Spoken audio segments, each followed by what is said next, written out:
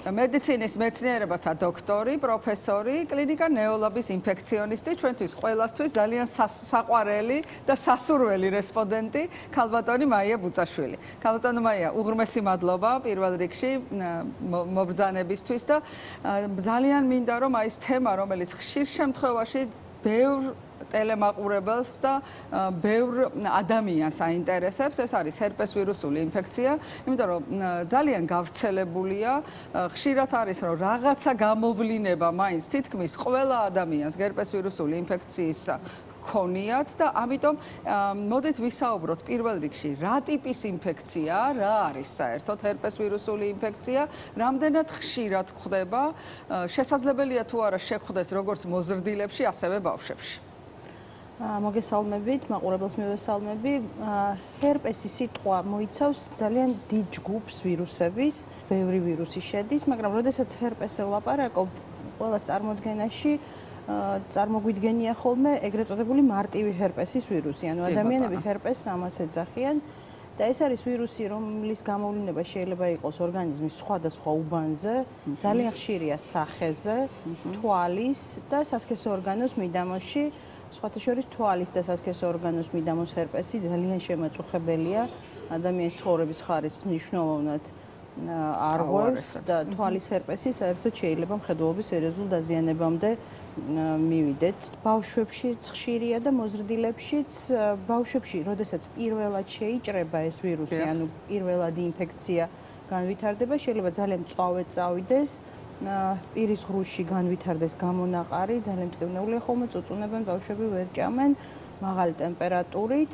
შემდგომში ეს ვირუსი მთელი ცხოვრება დარჩება ორგანიზმში, მაგრამ მერე გამოიწვევს თუ არა შემდგომ გამწვავებებს, ეს წინასწარ უცნობია. ზოგიერთი ადამიანისთვის ის ხდება უკვე ეგრეთ წოდებული მორეციდივე, ანუ ხშირი გამოვლინებები და ზოგიერთის იმუნიტეტი მას გადაიყვანს ფარულ მდგომარეობაში, მთელი ცხოვრება არის ასე ორგანიზმთან ერთად, მაგრამ შეიძლება საერთოდ აღარასოდეს აღარ გამწვავდეს. აი თქვენ ახლა ახსენეთ გართულებები და ერთად მინდა გავაერთიანო ორი კითხვა. პირველ რიგში მაინც მინდა მაყურებელს უთხრათ ჩვენ როგორ ვლინდება ჰერპეს ვირუსული ვთქვათ ინფექცია, გამონაყარი და რომ მიხვდეს პაციენტი, რა შემთხვევაში უნდა მიმართოს აუცილებლად ექიმს და ვთქვათ აი გართულებები რა გართულებები შეიძლება მოგვცეს ამ დაავადებამ. ყველასთვის ძალიან ცნობილია მაგალითად ტუჩის ფორმა, რომელიც ჩვეულებრივ სტანდარტულად ბუშტუკების სახით ვლინდება, თუმცა შეიძლება აი ესეთი კლასიკურად გამოხატული ბუშტუკი არც იყოს და რაღაც წყლულებივით გამონაყარი იყოს. ტუჩზე ყველა ცნობს, ცოტა დამაბნეველია ხოლმე პირის ღრუში გამონაყრის შემთხვევაში, გაერთიანებულ სახელს რაღაც ყველა უწოდებს, რომ ეს არის ეგრეთ წოდებული სტომატიტი, ხშირად ეს არის ჰერპესული ინფექცია, თვალის ჰერპესი უმრავლეს შემთხვევაში საერთოდ ყოველგვარ გამონაყრის გარეშე მიმდინარეობს და ახასიათებს თქვათ სიწითლე და წვა და პროგრესირებადი დაზიანება მხედველობის. ამიტომ, როდესაც თვალის რაიმე პრობლემა, ოფთალმოლოგები ყოველთვის ცდილობენ, რომ ეს გამორიცხონ. და გენიტალური ანუ სასქესო ორგანოს ჰერპესიც კლასიკურად აქაც შეიძლება კანზე ბუშტუკები იყოს, მაგრამ ხშირ შემთხვევაში ლორწოვანზე ძალიან მცირე ზომის წყლულებივით არის. ამიტომ მტკივნეულობა ძალიან. მტკივნეულობა, დიახ, როგორც ქალებში, ისე მამაკაცებში, სქესობრივი კონტაქტის დროს ძალიან შემაწუხებელია და აი მართლაც ბევრი ადამიანისთვის მართლა კოშმარად იქცევა ხოლმე, ვისაც აქვს ხშირი რეციდივები. და თუ თქვათ თავის დროულად არ ვუმკურნალეთ, ასეთ შემთხვევაში რა გართულებები შეიძლება განვითარდეს? ზოგიერთ ადამიანს მთელი ცხოვრება ერთნაირი ტიპის ერთგვარად გამოხატული ყოველთვის აქვს ტუჩზე, მაგალითად რაღაცა პერიოდულად არის ეს ტუჩზე გამოვლინება. ეს კიდევ კარგი შემთხვევაა, თუმცა ხშირად იძენს გავრცელებად ხასიათს. მაგალითად, ვისაც ტუჩზე აქვს, შეიძლება პირის ღრუში განუვითარდეს, ცხვირის ფრთებზე სახის სხვადასხვა მიდამოში. ძალიან იშვიათად შეიძლება გართულდეს ცენტრალური ნერვული სისტემის დაზიანებით. გენიტალური ანუ სასქესო ორგანოს ჰერპესი, გარდა იმისა, რომ კიდევ მეორე თავისთავად ძალიან შემაწუხებელია, შეიძლება აქაც არეალი გაფართოვდეს, თუ იყო მარტო ვთქვათ კანზე, შეიძლება გადავიდეს ლორწოვანზე, შეიძლება გადავიდეს ვთქვათ ანუსის მიდამოში და შეიძლება შარდვის პრობლემები გამოიწვიოს, შარდის ბუშტის დაზიანება.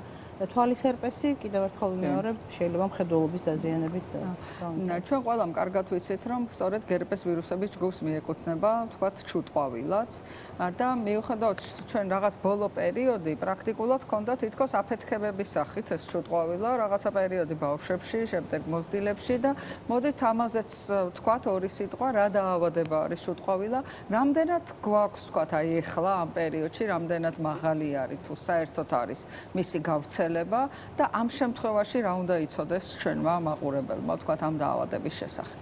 დიახ, როგორც თავიდან ვთქვით, ჰერპესის ჯგუფი ძალიან დიდია. ამ ჯგუფში შედის მაგალითად ციტომეგალოვირუსიც, ეპშტაინ-ბარის ვირუსიც და ასე შემდეგ. და ჩუტყვავილას ვირუსიც ჰერპესის ჯგუფის ვირუსებს მიეკუთვნება. ჩუტყვავილა ყველა მიცის და ყველაზე ალბათ ყველაზე ხშირად გავრცელებული ინფექცია. ბავშვთა ასაკში ემართება უმრავლესობას. და როგორც წესი მშობლებიც ცნობენ ადვილად, თუმცა ბევრ ადამიანს ისე აქვს გადატანილი, რომ გამონაყარი საერთოდ არ დაფიქსირებულა და არ იცის და როდესაც ანტისხეულებს უკეთებთ, აღმოაჩენენ ხოლმე, რომ გადატანილი აქვს. იმ ნაწილს მოსახლეობის, რომელსაც ბავშვობაში არ გადააქვს, რისკი აქვს, რომ მოზრდილობაში დაემართოს და სხვათა შორის აი საკმაოდ ხშირია მოზრდილობაში ნელ-ნელა მატულობს იმ ადამიანების პროცენტი, ვისაც ბავშვთა ასაკში არ აქვს გადატანილი და მოზრდილებში ჩუტყვავილა ზოგჯერ სამწუხაროდ საკმაოდ რთულად მიმდინარეობს. ხშირია ძალიან მაღალი ტემპერატურა, ხშირია გართულება პნევმონიით, ანუ ფილტვების ანთებით. ამიტომ, როდესაც მოზრდილს აქვს ჩუტყვავილა, ჯობია რომ ბინის პირობებში, თქვათ, თვითმკურნალობა არ იყოს და მიმართონ ხოლმე ექიმს, იმიტომ რომ ზოგჯერ ანტივირუსული მკურნალობაა ჩასართავი. თუ ყველა აუცილებლად ფილტვის შეფასებაა საჭირო, ზოგჯერ შეიძლება ნევროლოგიური შეფასება იყოს საჭირო, მოკლედ მოზრდილებში ჩუტყვავილა საკმაოდ სერიოზული დაავადებაა. ძალიან მნიშვნელოვანია, რომ თავი ავარიდოთ სწორედ გართულებებს და ამიტომ ექიმის მეთვალყურეობა იყოს აუცილებლად იმ შემთხვევაში, როდესაც არის ჩუტყვავილა. სხვათა შორის ბავშვებთანაც რაღაცა ბოლო პერიოდში ხშირი გართულებები იყო და შედარებით მძიმედ მიმდინარეობდა. მეორადი ინფიცირებებიც ძალიან ხშირი იყო ამ ჩუტყვავილას დროს და თქვათ სტაციონარშიც სჭირდებოდათ ხოლმე ჰოსპიტალიზაცია. ბოდიშ მოვითხო ერთი პატარა კომენტარი მინდა გავაკეთო. აქ დაბანასთან დაკავშირებით არის ხოლმე სულ ვაიმე ეს კითხვა ძალიან დიდი მადლობა, იმიტომ ეს არის მართლაც უხშირესი კითხვა. პირველი იცით რა, მე მგონი ჩუტყვავილა აქვს და ხომ არ უნდა ვაბანაო. კი, ეს არის ჩუტყვავილაზეც და ამ დროს პირიქით, რა თქმა უნდა, ახლა აქ არის ლაპარაკი, რომ კანი გავხეხოთ ასე და ჰიპოალერგენული და დამზოგველი საპნებით უნდა ვაბანაოთ, ბავშვი იქნება თუ მოზრდილი, მაგრამ პირიქით აქ ჰიგიენა გადამწყვეტია, იმიტომ რომ თავარი როგორც თქვენძანეთ მეორადი ინფექცია ბაქტერიული, ანუ დაჩირქება ეგრეთ წოდებული, საკმაოდ ხშირია და ძალიან უნდა მოუფრთხილდეთ და მოფრთხილების ერთ-ერთი ფორმა სწორედ დაბანაა. და აქვე მოდით მაშინ მეორე კითხვასაც დაგისვავთ, იმიტომ რომ ესეც ძალიან ხშირია, როგორც კი ხედავენ რომ გამონაყარი გაჩნდა, ვთქვათ, მაშინვე იწყებენ ბრილიანტის მწვანით და ასე შემდეგ დამუშავებას და ხშირად არის ხოლმე ესეთი კოპლებიანი მოყავთ ჩვენი პაციენტები და მოდით ამაზეც ვთქვათ, თვითონ როგორ აი ამ გამონაყარს ჭირდება აუცილებლად რომ რაღაცა ვთქვათ, წაუსვათ, რა შეიძლება რომ ამ დროს როგორ შეიძლება რომ მოვიქცეთ. ბრილიანტის მწვანის ბრძოლამა გამცხადებული მე პოსტიც მქონდა და სამწუხაროდ აი აღმოჩნდა რომ ექიმებიც კი გამომეხმორნენ და შემედავნე რომ ზოგჯერ ამის გარშე შეუძლებელია. ბრილიანტის მწვანე საერთოდ არიციან რა არის ევროპის ქვეყნებში, ამერიკაში, მაგრამ ჩვენურად უვლიან ჩუტყვავილას. ფაქტურად არავინ არ იცის ეს რა არის, რა წარმონაქმნია. რეალურად არავითარი ანტისეპტიკური უნარი არ გააჩნია და მთავარი ის არის რომ მიიღბავს სიტუაციას და კარგად ხედავ როგორია გამონაყარი. ბავშვებისთვის განსაკუთრებით ძალიან დისკომფორტულია ეს კოპლები. ამიტომ არავითარი ბრილიანტის მწვანე ეგრეთ წოდებული ზელიონკა არ გვჭირდება. ჩვეულებრივი სტანდარტული ჰიგიენა კანის. დიდი მადლობა და კიდევ არ შეიძლება არ შევჩერდეთ ალბათ გერპესის ისეთ ფორმაზე, რომელიც ასევე საკმაოდ დიდ დისკომფორტს უქმნის პაციენტებს და ეს არის ჰერპეს ზოსტერი, ეგრეთ წოდებული, რომელიც ხშირ შემთხვევაში სწორედ ყველაზე უფრო მეტი მტკივნეულობით ხასიათდება. მოდით აქაც ვუთხრათ, აი ამ შემთხვევაში რა ხდება? ჰერპეს ზოსტერი ერთ-ერთი ძალიან სერიოზული თემაა და ბევრი ადამიანისთვის, ხანდაზმული ადამიანებისთვის მართლაც აი ცხოვრების სერიოზულ თქვათ ხარისხის დაზიანებას იწვევს. ეს არის იგივე ჩუტყვავილას ვირუსი, რომელიც გადატანის შემდეგ ბოლომდე არასოდეს არ გვტოვებს, გადადის სადღაც ფარულ მდგომარეობაში და შეუძლია ცხოვრებაში ერთხელ გააქტიურდეს. სხვათა შორის საკმაოდ გაახალგაზრდავდა ბოლო დროს ჰერპეს ზოსტერის ასაკი, თუ კი ადრე ვამბობდით რომ მხოლოდ ხანდაზმულებშია, არაერთი შემთხვევა გქონდა, სხვათა შორის ბავშვებშიც კი და ახალგაზრდებში ჰერპეს ზოსტერი არის გააქტიურებული ჩუტყვავილას ვირუსი რაღაც ერთ უბანზე ორგანიზმის, ძირითადად აზიანებს ნერვულ სისტემას და კანზე გამონაყრის სახით ვლინდება და არის ძალიან მტკივნეული. ეს არის მისი პრობლემა და საკმაოდ ადრევე უნდა დაიწყოს მკურნალობა, რომ ტკივილის რისკები შევამციროთ. ქალბატონო მაია, რამდენად მნიშვნელოვანია, რომ სწორად მოვახდინოთ ჩვენ დიაგნოსტიკა და მოგეხსენებათ, რომ ძალიან ხშირ შემთხვევაში სწორედ იღებენ პაციენტები ანტისხეულებს, ჰერპესის საწინააღმდეგოს და ვთქვათ, ჰერპესის საწინააღმდეგო ანტისხეულების მომატებით თვლიან, რომ ხშირად არა მარტო პაციენტები, ზოგჯერ ექიმებიც ანტისხეულების ტიტრს ნახულობენ და ეს ტიტრი, როდესაც მომატებულია, ითვლება, რომ აი ამ პაციენტს აქვს გერპეს ვირუსული ინფექცია და ვთქვათ, ამითი ისმევა დიაგნოზი. რამდენად შეესაბამება ეს დღეს თანამედროვე რეკომენდაციებს, ან როგორ უნდა მოვახდინოთ მაშინ ჰერპეს ვირუსული ინფექციის დიაგნოსტიკა? დიდი მადლობა ამ კითხვისთვის, იმიტომ რომ ეს არის ძალიან დიდი პრობლემა. სისხლში ანტისხეულების განსაზღვრით ჩვენ მხოლოდ შეგვიძლია შევაფასოთ ამ ადამიანის ორგანიზმში ეს ვირუსი ოდესმე ნამყოფია თუ არა, ანუ შეხებაში ყოფილა თუ არა და ეს რაღაც კონკრეტულ სპეციფიურ სიტუაციებში გვადგება მხოლოდ. თუ ჩვენ გვინდა დიაგნოზი დავუსვათ კლინიკური ამ ადამიანს ახლა ამ წუთისთვის აქვს ჰერპეს ვირუსული ინფექცია თუ ჩუტყვავილას და ზოსტერის ვირუსით, უნდა ავიღოთ შესაბამისი უბნიდან მასალა და გავაკეთოთ PCR დიაგნოსტიკა. COVID-ის გამო PCR დიაგნოსტიკა ასე თუ ისე უკვე ჩვენმა მაყურებელმა იცის, თუ თვალის ჰერპესია თვალიდან, თუ გენიტალურია სასქესო ორგანოდან, თუ ბუშტია კანზე შესაბამისი ბუშტიდან, თუ ჩუტყვავილა ასევე და ზოსტერი შესაბამისი ბუშტიდან.